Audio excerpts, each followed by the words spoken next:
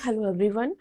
तो इस वीडियो में हम पढ़ेंगे क्रोमोसोमल थ्योरी ऑफ इनहेरिटेंस का रेस्ट ऑफ द पार्ट जो भी बचा हुआ था। ठीक है, तो इसके पहले हम लोगों ने मॉर्गन के टू क्रॉसेस पढ़ लिए थे। मॉर्गन ने जो दो क्रॉस करवाए थे, एक था ड्रोसोफिला फीमेल जो कि येलो बॉडी एंड वाइट आई के साथ में थी, और ड्रोसोफिला मेल ब्राउन बॉडी और रेड आई के साथ में थी। इनके बीच में जो क्रॉस कराया गया था उनसे जो प्रोजेनी मिली थी उसमें 98.7% पेरेंटल टाइप के थे, और 1.3% जो थे वो कैसे थे, रिकॉम्बिनेंट थे।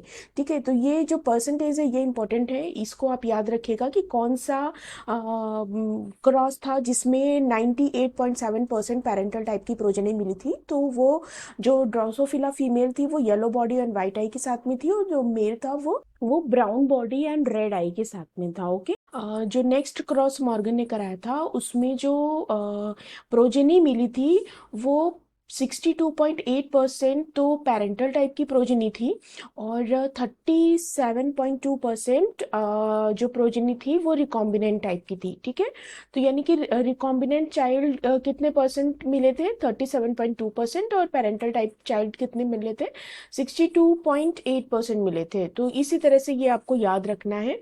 इसके बाद नेक्स्ट हम कंटिन्यू करते हैं। जो मॉर्गन के स्टूडेंट थे जिन उनका नाम था एल्फ्रेड स्टर्टवेंट, इन्होंने जेनेटिक मैप बनाया था। इन्होंने क्या बनाया था, जेनेटिक मैप बनाया था, ये याद रखिएगा, इम्पोर्टेंट है।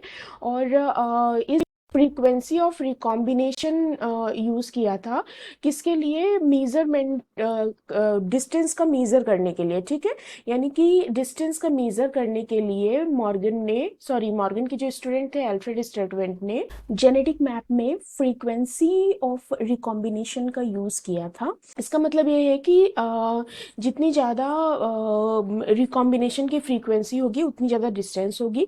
ठीक है, जितनी कम रिकॉम्बिनेशन की फ्रीक्वेंसी होगी उतनी कम डिस्टेंस होगी। इसमें देख लेते, the greater the frequency of recombination the greater the distance. Okay, same है जो अभी बोला, the greater of frequency of recombination the lower of frequency of recombination the lower of distance. जितनी कम रिकॉम्बिनेशन की फ्रीक्वेंसी होगी उतनी डिस्टेंस कम होगी, और जितनी ज़्यादा रिकॉम्बिनेशन की फ्रीक्वेंसी होगी डिस्टेंस भी इतनी ही ज़्यादा होगी। ठीक है, तो ये इन्होंने एल्फ्रेड स्टर्टवेंट ने अपने जेनेटिक मैप में यूज़ किया था। ओके, नेक्स्ट हमारा टॉपिक है सेक्स डिटर्मिनेशन। ये काफ़ी इंपॉर्टेंट टॉपिक है। सेक्स डिटर्मिनेशन, इसमें हैंकिन ने ऑब्जर्व किया था एक्स बॉडी किसने ऑब्जर्व किया था, सेक्स डिटर्मिनेशन में ऑब्जर्व किया था हैंकिन ने। और इसमें क्या था कि जो इनिशियल एक्सपेरिमेंट हुआ था सेक्स डिटर्मिनेशन में वो किस में हुआ था, वो इंसेक्ट्स में हुआ था। यानी कि सबसे पहले जो एक्सपेरिमेंट हुआ था सेक्स डिटर्मिनेशन का वो किस में हुआ था, इंसेक्ट्स में हुआ था। और जो हैंकिन ने एक्स बॉडी ऑब्जर्व की थी उसी को बाद में क्या बोला गया कि ये एक्स क्रोमोजोम है, कि इसको बाद में एक्स क्रोमोजोम का नाम दे दिया गया, क्योंकि उस टाइम पे क्रोमोजोम्स का नामकरण नहीं हुआ था, या फिर डिस्कवरी, क्रोमोजोम नहीं पता था कि क्रोमोजोम एग्जैक्टली क्या है, तो उन्होंने एक्स बॉडी ही उसका नाम दे दिया था। तो मतलब ये क्या है, ये कुछ और नहीं है एक्स बॉडी, ये एक्स क्रोमोजोम ही है। ठीक है, तो हैंकिन ने क्या दिया था, एक्स बॉडी इन्होंने डिस्कवर करी थी, और एक्स बॉडी क्या है, ये एक्स क्रोमोजोम ही है।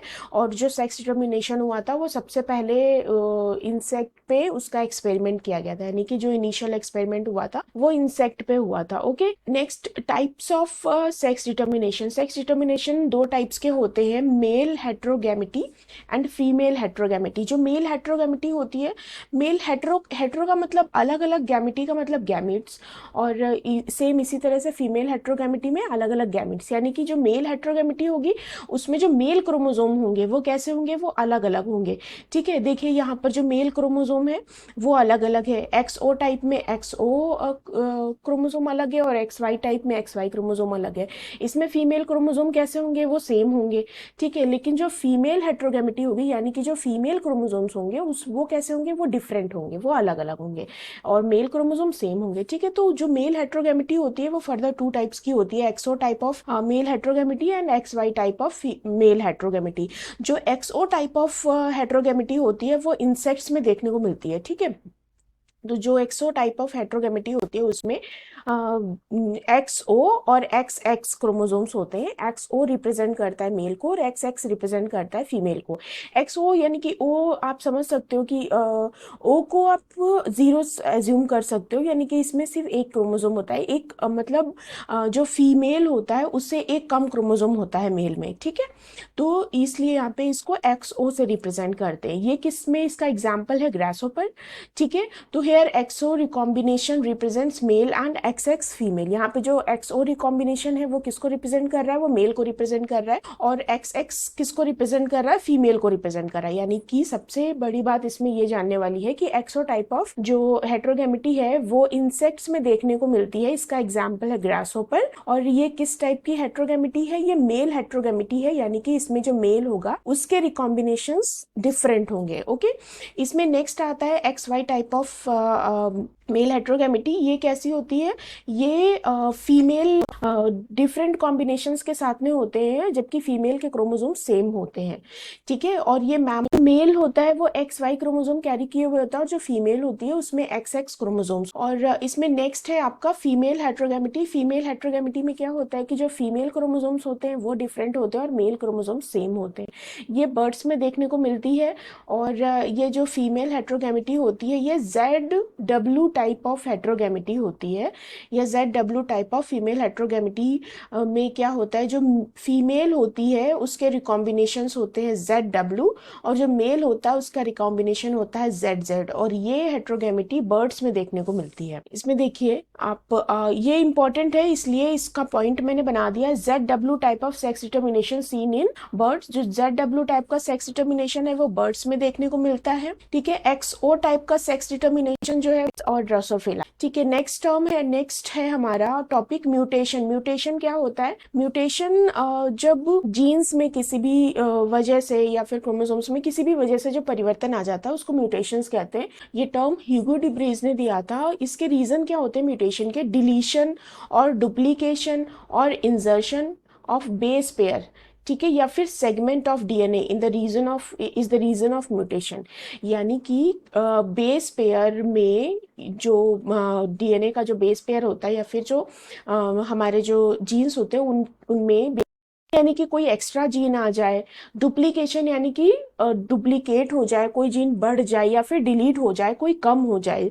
तो इस तरह से जो डीएनए के जो ये परिवर्तन होता है उसकी वजह क्या है, उसकी वजह से क्या होता है, म्यूटेशन होता है। डिलीशन और डुप्लीकेशन और insertion of a single base pair is point mutation. यानी कि पॉइंट म्यूटेशन क्या होता है कि अगर सिंगल बेस पेयर पे डिलीशन डुप्लीकेशन और इंसर्शन हो रहा है, ठीक है, सिंगल बेस पेयर पे अगर डिलीशन डुप्लीकेशन और इंसर्शन हो रहा है तो उस टाइप की म्यूटेशन को क्या बोलेंगे, पॉइंट म्यूटेशन बोलेंगे। जो फ्रेम शिफ्ट म्यूटेशन होती है वो किसकी वजह से होती है, डिलीशन और इंसर्शन की वजह से होती है बेस पेयर पे, ठीक है। तो फ्रेम शिफ्ट म्यूटेशन हमारे एनसीईआरटी में इतना डीप तरीके से पढ़ने के लिए नहीं दिया गया है। फ्रेम शिफ्ट म्यूटेशन किसकी वजह से होता है, डिलीशन और इंसर्शन, बेस पेयर के डिलीशन और इंसर्शन की वजह से होता है।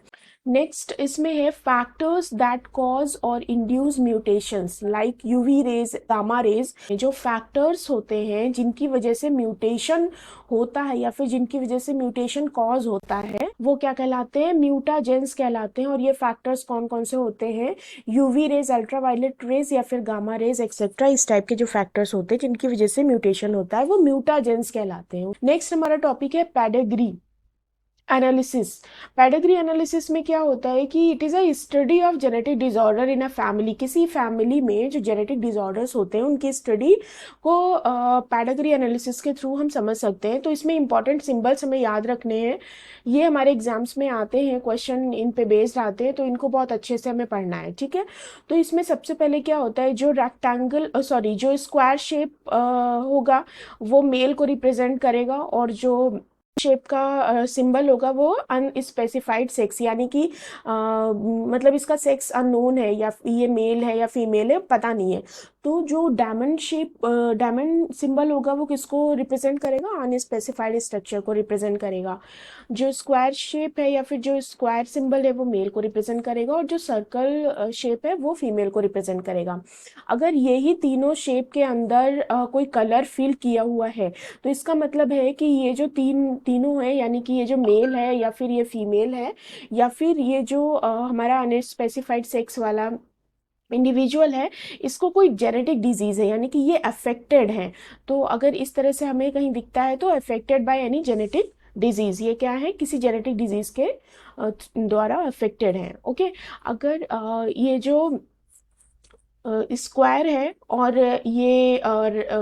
ये स्क्वायर और ये सर्कल, इनके बीच में अगर एक सिंगल लाइन है, तो स्क्वायर मतलब मेल और सर्कल मतलब फीमेल, तो इसका मतलब ये है कि ये क्या शो करता है, ये सिंगल लाइन शो करती है मेल एंड फीमेल के बीच में मेटिंग को शो करती है। ओके, अगर इनके बीच में टू लाइन्स हैं तो ये कॉन्सेंजीनियस मेटिंग को शो करती है। इसका मतलब ये है कि ऐसी मेटिंग जो रिलेटिव्स के बीच में होती है, मतलब मेल और फीमेल दोनों क्लोज रिलेटिव्स हैं, तो उनके बीच में जो मेटिंग होगी वो कॉन्सेंजीनियस मेटिंग होगी। ओके, कॉन्सेंजीनियस मेटिंग उसको डबल लाइन के थ्रू शो करते हैं। ठीक है, तो अब इनके बीच में मेटिंग होगी तो क्या होगा, प्रोजेनी भी आएगी। ठीक है, तो इस तरह से जो प्रोजेनी होगी उसमें ये जो हमारी पहली जो संतान फर्स्ट चाइल्ड होगा उसको हम लेफ्ट हैंड साइड पे लिखेंगे, और जो उसके बाद वाली चाइल्ड हो गई, यानी कि जो यंगर चाइल्ड होगा, उसको राइट हैंड साइड की साइड पे लिखेंगे। ठीक है, यहाँ पे ये जो बीच में ये वाली जो लाइन है इसको बोलते हैं लाइन ऑफ डिसेंट, और ये सिबलिंग लाइन है, और यहाँ पर ये रिलेशनशिप लाइन है। ओके, अगर इस टाइप का ट्रायंगल शेप का आता है आपका सिंबल, तो वो मिस कैरेज को शो करता है। अगर ये आपका उल्टा टी और नीचे एक छोटी सी लाइन आती है तो ये इनफर्टिलिटी को शो करती है। और अगर मेल में या फिर फीमेल में ब्रैकेट्स आ जाते हैं तो क्या होता है, ये अडॉप्टेड को शो करता है। ओके, अभी हमने इसमें पढ़ा था कि अगर सपोज कि रेक्टेंगल सॉरी सॉरी अगर सपोज कि ये जो सर्कल है और ये जो स्क्वायर है और ये डायमंड शेप का सिंबल है, इनके बीच में अगर कोई नंबर लिखा हुआ है, तो इसका मतलब होता है कि 4 अनअफेक्टेड ऑफ स्प्रिंग्स, यानी कि ये कैसे ऑफ स्प्रिंग्स हैं, ये नॉर्मल है, इनको कोई भी जेनेटिक डिजीज नहीं है। लेकिन अगर इसी सर्कल के बीच में कोई कलर फिल हो और उसके अंदर नंबर लिखे गए हों, ठीक है, तो ये क्या शो करता है, ये शो करता है कि ये जो 4 ऑफ स्प्रिंग्स हैं वो कैसे हैं, वो अफेक्टेड है, यानी कि इन ऑफ स्प्रिंग्स को जेनेटिक डिजीज हुआ है। ठीक है, पीवाईक्यूज आप इस पे सॉल्व कर लीजिएगा, और जो भी आपकी बुक में क्वेश्चन हो एमसीक्यूज वो आप इसमें सॉल्व कर लीजिएगा। तो आपका ये जो पेडिग्री एनालिसिस वाला टॉपिक है ये अच्छे से आपको याद हो जाएगा। ठीक है, नेक्स्ट हम पढ़ेंगे जेनेटिक डिसऑर्डर, वो हम नेक्स्ट क्लास में पढ़ेंगे। तो अभी हम यहीं तक रखते हैं और नेक्स्ट क्लास में हम जेनेटिक डिसऑर्डर कंटिन्यू करते हैं। ओके, अगर आपको ये वीडियो अच्छा लगा हो तो लाइक शेयर और सब्सक्राइब कर दीजिए। Thank you for watching.